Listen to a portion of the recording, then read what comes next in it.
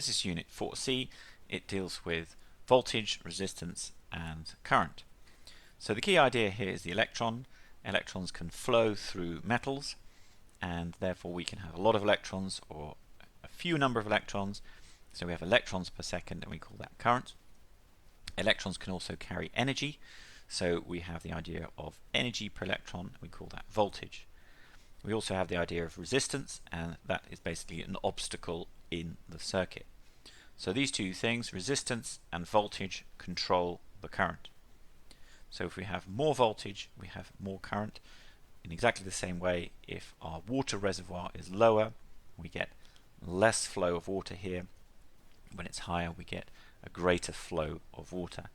And in the lab, we were talking about a power pack or a number of cells, and by controlling the dial here, we would affect the voltage and therefore the current.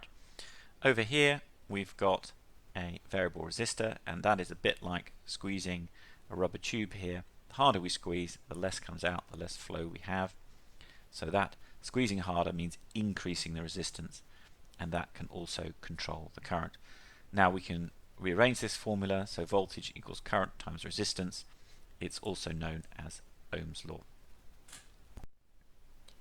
Moving on to electrical safety, we have the concept of current again, and current can kill people, so we need some safety measures.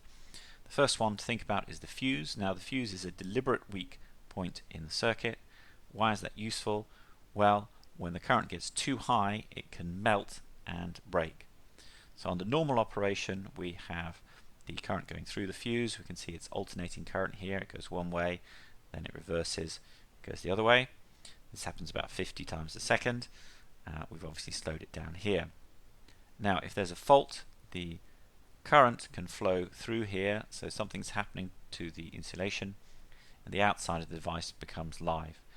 And if we're not careful, it could flow through a human being and harm or kill them. So to prevent that happening, we have an earth wire, has a very low resistance, so we get a surge of current, and the fuse melts or breaks. Now, the examiner may ask you which fuse is most appropriate to a situation. Now, the key idea here is the fuse must be higher than the flow, the designed flow, but not much higher. So let's think about an example. Say we have a device that's designed to run at 1 amp. We put a 3 amp fuse in there, so that will stop it going any higher than 3, and it will break and make the circuit safe. Now, we wouldn't want to put a 5 or a 13 in there, because with a 5 it can go up to, in theory, 4.9, and that might be enough to start a fire, which we don't want. So similarly with the 5 and the 13, so if we have a 5 amp device, we do not put a 5 amp fuse in there, because it would break straight away.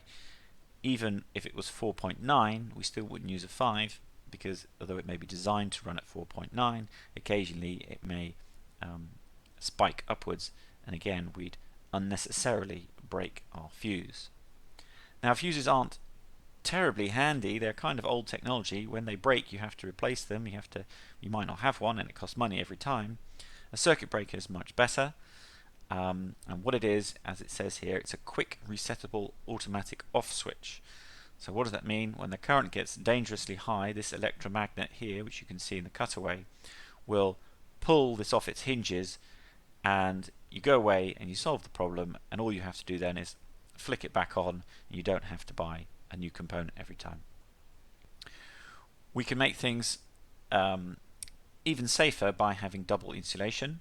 Now, all this means is that the outside of the device is covered in an insulator, plastic usually, and the symbol is this box inside a box here we can see on this device here. So number of safety devices then we've looked at: fuse, circuit breaker, double insulation, all of them designed to make the home safe.